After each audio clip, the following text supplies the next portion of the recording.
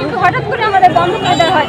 আমাদের আর আগে কোনো নোটিশ বা কোনো চিঠি যে তোমাদের আর চাকরি নেই, কিন্তু হঠাৎ করে বন্ধ করে দেয়। আর এখন আপনাদের দাবি কি? এখন আমাদের দাবি যে আমাদের এই চাকরিটা অবগত হয়েছেন। আমাদের সংবাদকর্মীরা বিভিন্ন মাধ্যমে আপনাদেরকে জানানোর চেষ্টা করছেন। আপনারা জানেন যে পাথরঘাটা উপজেলার আপনার পরিবার পরিকল্পনা অফিসে আপনার কয়েক বছর আগে পাথরঘাটা আপনারা মানসিকভাবে প্রস্তুত ছিলেন না,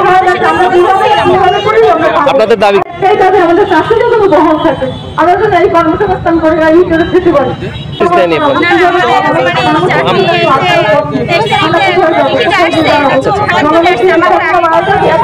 আপনারা মানসিকভাবে প্রস্তুত ছিলেন না,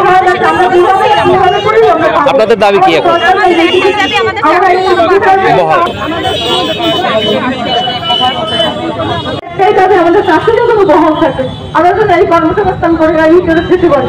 তার একটা বিষয় জানিয়ে রাখি, এই যে চিঠিটা তারা পেয়েছেন তাদের কাছে এই চিঠিটা তারা আকর্ষিত অর্থাৎ তাদেরকে বরগুনার পাথরঘাটা থেকে বাংলা 52 নিউজের দর্শকদের জন্য সংযুক্ত হয়েছি আমি চাকরি বহালের দাবিতে এবং পুনরায় যাতে এই কর্মসংস্থান থেকে ছিটকে না পড়তে হয় সেই দাবিতে মানববন্ধন করছে স্বাস্থ্য সহকারী। আপনারা দেখতে পাচ্ছেন ব্যানারে পরিবার পরিকল্পনা মা ও শিশু স্বাস্থ্য এবং প্রজনন স্বাস্থ্য সেবায় নিয়োজিত যে সকল স্বাস্থ্যকর্মী রয়েছে, প্রায় 3000-এর অধিক যে স্বাস্থ্যকর্মী রয়েছে বিভিন্ন পর্যায়ে কাজ করছে তারা, তাদেরকে চাকরি থেকে ছিটকে যাতে না পড়ে, তারা যেন আবার বহাল হতে পারে এই চাকরিতে, সেটাই তাদের মুখ্য দাবি।